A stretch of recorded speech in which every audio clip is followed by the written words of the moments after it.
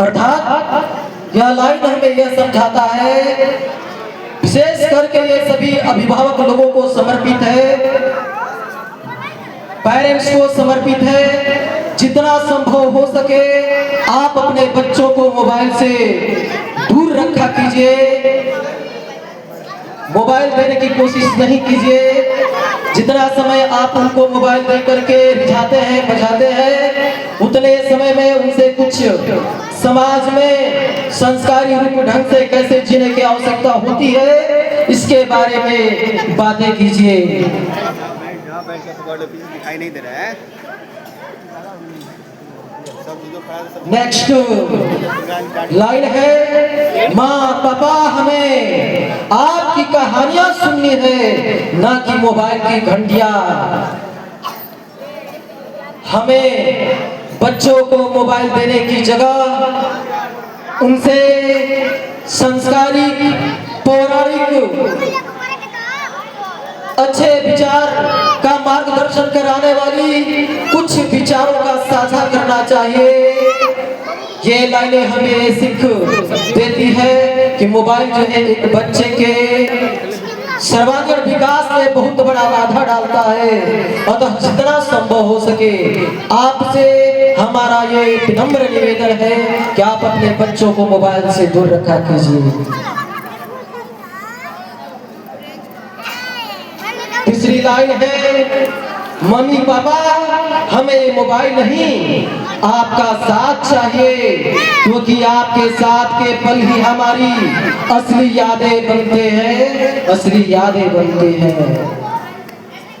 हम ज्यादा समय व्यतीत करके अपने दादा दादी के पास बैठ करके बहुत सारे, हम तो विद्यालय में, हम तो शिक्षक हैं, हम तो विद्यालय में बच्चों को किताबी ज्ञान परोसते हैं, उसमें जितना वक्त मिलता है उनको अच्छे मार्ग पर प्रशस्त होने के लिए एकाग्र करते हैं।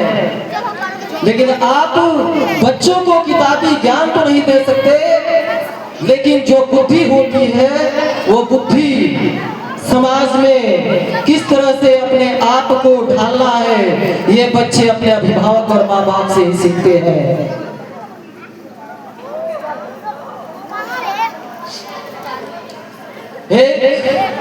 छात्र की मनोदशा को इसमें दर्शाया गया है। वह कहता है हम वही बनेंगे जैसा आप हमें बनाएंगे, तो हमें अपना साथ दीजिए। मोबाइल इसमें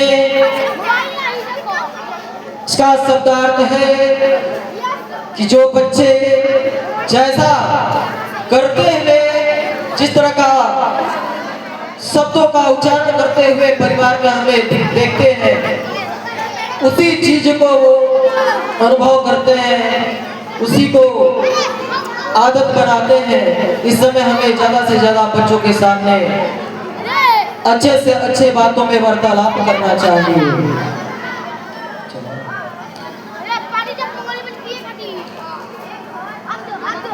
हम बच्चे कल के आईने हैं, जो आज आप हमें सिखाएंगे वही कल समाज में दिखाएंगे।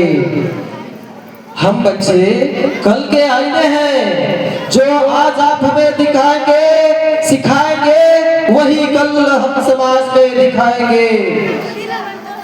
हमें अपने से बड़ों की हमेशा इज्जत और सम्मान करना चाहिए। अगर हम अपने वरिष्ठ लोगों से, पिता से, माता से, बड़े भाई से अच्छे से अगर बात नहीं करते हैं, तो हमारा लड़का भी जो है आगे के समय में, भविष्य में वह भी उसी चीज को नेटवर्क में जोड़ता जाएगा और वही चीज एक दिन हमारे ऊपर भी हावी होने वाला है। इसलिए हमें ऐसा इस बात को ध्यान में रखना चाहिए कि हम अपने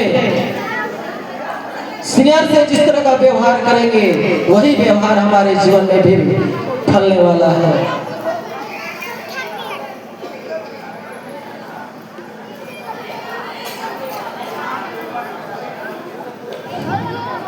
बच्चों को अगर वक्त नहीं देंगे तो कल वो अपनी बातें मोबाइल से करेंगे।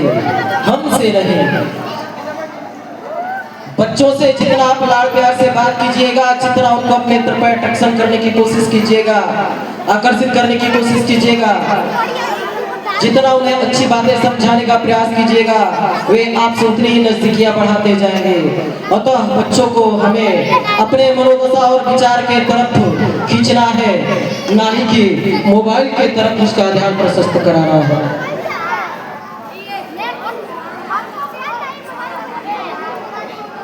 आजकल हम बच्चे को चुप कराने के लिए मोबाइल दे देते हैं, पर क्या हम भूल गए हैं कि यही बचपन है उनकी असली पहचान करता है।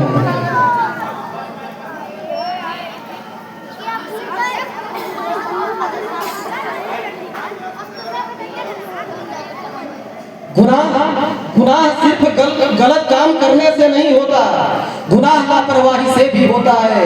और बच्चों को मोबाइल देख करके आप वही कर रहे हैं।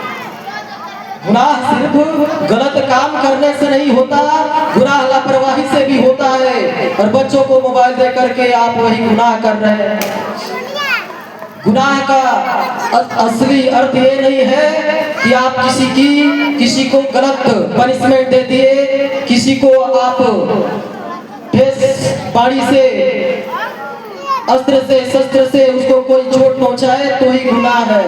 गुनाह तो ये भी है कि अगर हम अपने बच्चों के ऊपर देख रेख नहीं कर रहे, ध्यान नहीं दे रहे कि वो कहाँ जा रहे हैं, क्या कर रहे हैं, किसके साथ रह रहे हैं, कैसी संगत में है, अगर इस पर भी हम ध्यान नहीं दे रहे हैं तो ये हमारा सभी अभिभावक लोगों का भी बड़ा गुनाह है। क्योंकि बचपन में एक बच्चे को नहीं पता होता है,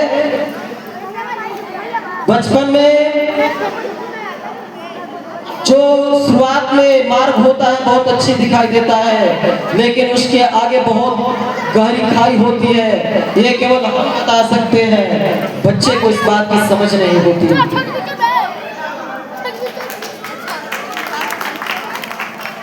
अगर हमारा संदेश दिल को छुआ तो सब माँ बाप तक पहुंचाने के लिए शेयर कीजिएगा।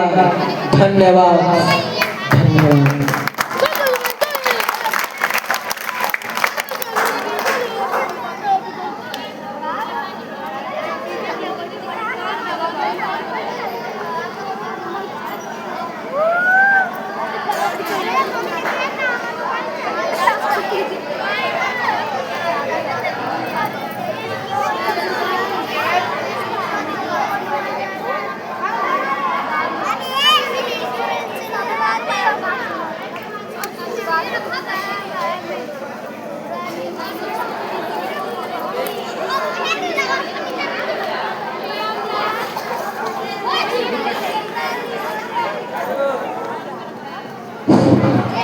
अब मैं इस मंच पर आमंत्रित करना चाहूंगा एक भक्ति सॉन्ग के लिए हमारी बाल छात्रा कलाकार डांस परफॉर्म देंगी।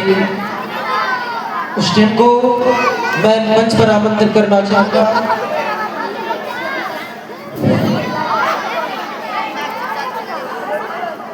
शिक्षक सहायता से आग्रह है, आप उन सभी लोगों को मंच पेश कीजिए।